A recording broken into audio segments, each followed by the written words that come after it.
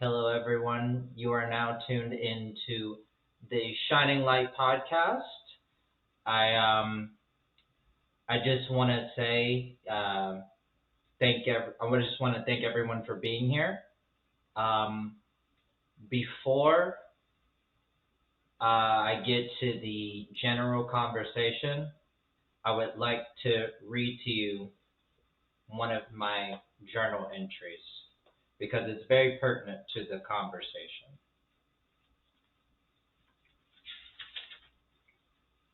I just wrote this today. It is called The Co-Creation of Nothingness. What is this vessel but just an antenna, a receiver of people, places, and situations out of our control? What is creation? Is it something that is inherent to us? Or is it something our vessel, or is our vessel but a mere receiver? Throughout our lives, our minds are always trying to be in control, always liking to make things rational, always looking for validation and orderliness. And this order manifests as disorder and chaos. Our receivers receive control as this ultimate power, but ultimately it is our downfall. Many of our systems and governments are founded by this control, by a sensing of other, by this continuous cycle of shifting blame and controlling the narrative. Their receivers refuse to pick this up. The landline payment is overdue, and the message we receive comes at a heavy cost. But you see, just them, but just then, I did the exact same thing. I helped co-create the chaos by placing the power in their hands. By the allowance of knowing suffering, but placing blame elsewhere. My receiver has received messages of chaos and has chosen complacency. Why? Because I've received messages, there is nothing that can be done. And just like two cellular receivers, it created an echo of nothingness in space-time. Many days I've chosen these messages, but what if the what if during these hangups you choose to receive a different calling and a different message? Because oftentimes the message that is understood and received is that people can either do nothing or refuse to do nothing. But by me sending this message to you, I'm answering my calling, and you can answer yours too. And that was an entry. You're not able to see it, but that is this journal entry.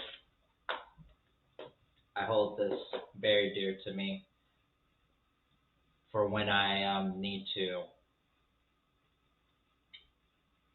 write down my thoughts, but I'm not able to do it, in conversation. It helps to clear the clutter. So very good to journal. But today, I just want to talk about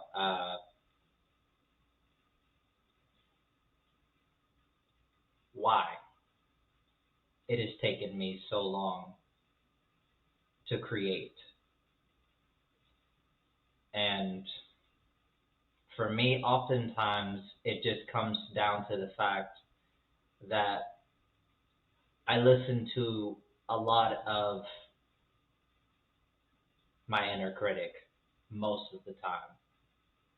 And listening to that voice rather than your intuition, which rarely leaves you astray, if ever. Listening to the inner critic and listening to the thing that tells you you cannot do something is what creates that void of nothingness. And oftentimes I am put in a position to question myself, whereas I should be questioning the thoughts as they come up. So if you are ever felt called to create, generally I would say just go for it. Just go for it, because your future self will thank you for doing that. And my future self is grateful that I took a chance in order to not only do this, but just any artistic creation, and doing it and performing it and allowing myself to be seen and allowing the project to be seen and felt. And it's so powerful for your growth, is to let yourself be seen and heard.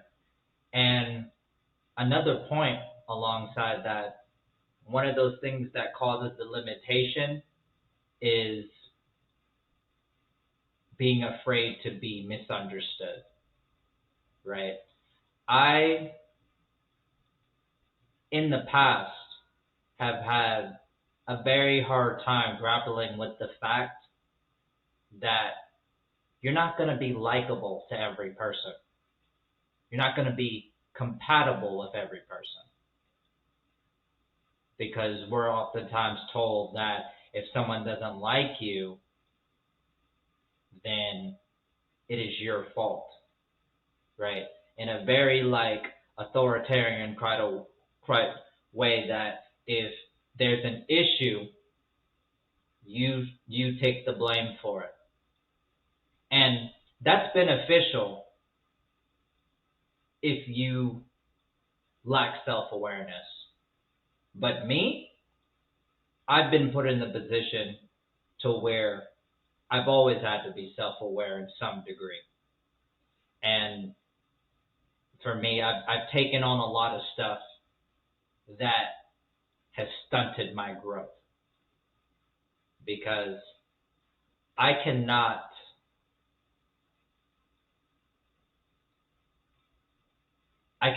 take on the emotions of people that are not able to meet me halfway. Because oftentimes I'll blame myself for a situation going awry, and I'll always think about what I could have said and did to do better. But it's a two-way street. It's a two-way street. A person has to also do that reflection. So if a person doesn't do that reflection, then I encourage you to spend your time and energy and take it elsewhere. Because one of the boundaries that I have to put up is having people in my space that are willing to compromise. So if a person is not willing to compromise, the boundary has to come up. Not for everyone, but only for the people that the information is not pertinent to. So, but going back to that misunderstanding, I have to be okay, and you should be okay with being misunderstood. I've been misunderstood my whole life. It is intrinsic to my experience, because the way my brain thinks, the way my nervous system is, It's different, but it's a good different. It's a different that's refreshing, right? Because I come from a place of being not as judgmental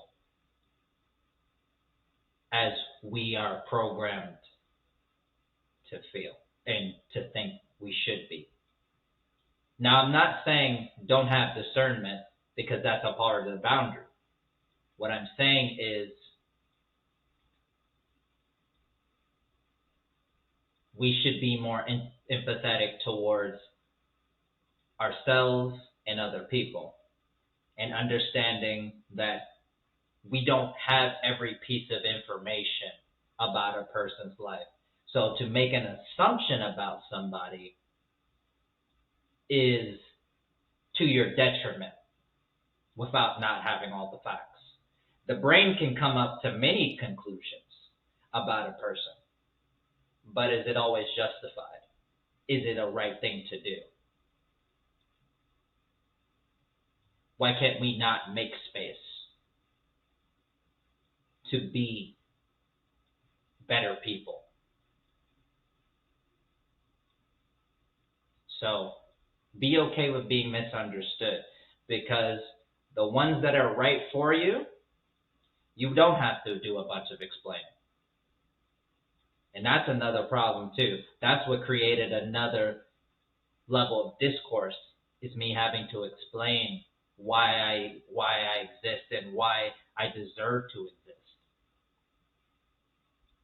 You deserve to exist just because you are, not because of external validation. External validation is so finite. It's so temporary. Because the same people that you're trying to appease today won't be in your life tomorrow. And that goes for you too. The same people that are appealing to you, or that try to appeal to you, you won't be there.